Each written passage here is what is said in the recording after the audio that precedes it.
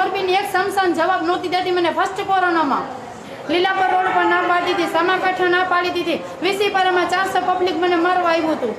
Police બંદોબસ્તે મેં 3 લાકડામાં dead બોડીના નિકાલ કર્યા કોવિડના. રાતના 3:45 વાગ્યાથી સવારના 3:45 વાગ્યા શકે. એ સમસાને મને બોલી કહી હતી તમને સાફ કરી દો. 2 જણા અમે વારવા ગયા હતા સવારમાં 6 વાગ્યામાં. આની કન્ડિશન ભોઈ ગઈ હતી. અને એક રાત તો હું રિક્ષામાં સૂતી હતી ચાલુ વરસાદનો ફર્સ્ટ કોરોનામાં. મારા બચ્ચાને 8મું ભણે છે. મારો છોકરો એક જ છે ખોટનો. તમે અત્યાર સુધી સેવા તો કરી છે ને, તમને ઉપરવાળો જો કેવું ફળ આપે છે ને, તમે કલ્પના નહીં કરવી. એ જવાબદારી તમે તારે આપણા બધાની છે. તો મિત્રો આજે તમને વિડીયો છે ને આટલો જ રાખીશ, કારણ કે બહુ વધારે લાંબો વિડીયો કરીશ તો તમે કંટાળી જશો. કારણ કે આ વિડીયોની અંદર એટલા માટે કે માનવતા હજુ પણ જીવે છે. અને હજુ પણ તમે જુઓ જે કોઈ ના કરે ને એ કામ પોતે ફ્રી ઓફમાં, જે કહેવાય ને એક સેવા કોણે કહેવાય? મધર ટેરેસા તો તમે જોઈ હશે, પણ આવી મધર ટેરેસાઓ હજુ પણ જીવે છે સાહેબ. હજુ પણ કહેવાય ને કે હજુ પણ દાખલા છે હજુ. અને જ્યારે આ ફૂલ ને અબીલ ગુલાલ ને બધું જોઈ લ્યો, તમને બતાવું જો શાસ્ત્રકીય જે કરવાનું કાર્ય કરવાનું આવે આખું કમ્પ્લીટલી કરીને આપે. જો અબીલ ગુલાલથી માંડીને જે કંઈ એમાં શું થતું હોય બધી સેવાઓ કરતા હોય છે. જુઓ ખાલી તમને આવો વિચાર કેવી રીતના આવ્યો હતો? મારા ઘરનાને બ્લડ કેન્સર હતું. હા હા બરાબર. એટલે અહીંયાથી મેં જિંદગીમાં નિયમ કરી દીધો મારે આ રીતે જીવવું છે. તો તમને કેમ વિચાર આવ્યો કે એટલે બ્લડ કેન્સર હતું? એમને મટી ગયું, એમને સારું થઈ ગયું.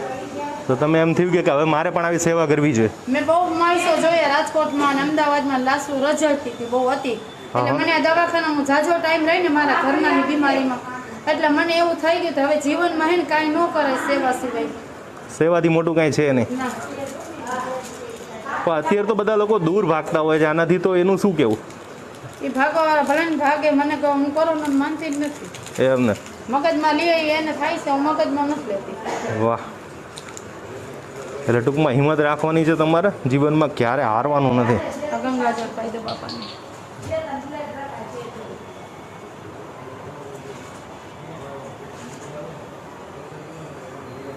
જોઈ લ્યો આ નાના છોકરા.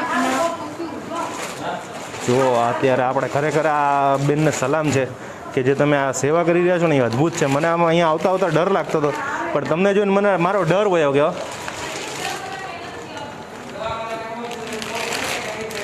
આનાથી ભાગશે તો આનું કરશે કોણ? મને જવાબ દીવાનો. 100% તમારી વાત સાચી. ભાગે છે પરિવારનો દીકરો મને લખીને દઈને હોય કે હસીનાબેન તમે આ બધું કરી નાખો, મારા ફેમિલી કોરોના થઈ જાય. આ કેસ પડ્યો. બોલો માનવતા વહી ગઈ છે ને આમાં? હા સગો દીકરો એ કે હસીનાબેન તમે આ બધું કરી નાખો, મારા ફેમિલીને કોરોના થઈ જાય. તો એ બધા ભાગશે તો આ બધાનું શું થશે?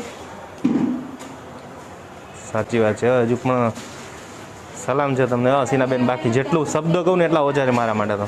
એમ નહીં, સગા પેટનો દીકરો વયો જાય છે એવું કહીને તો મારે હું સમજવાનું?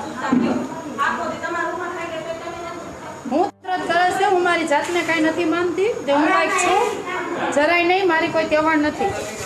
આ બધી કુદરતે મોકલું છે. કુદરતે મને નામની ઊભી રાખી છે. બાકી આ બધી કુદરતની હિંમત છે. હું કાંઈ મારી જાતને માનતી નથી.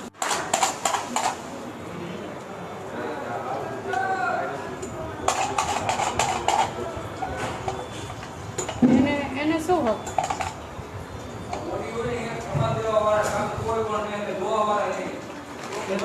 પછી કઈ અહીંયા રાખી દઉં ને ભાઈ, પછી છે ને કઈ થતું નથી. સાચી વાત છે. તમારી જેવી સેવા કોઈ નહીં કરે હો હંસનાબેન.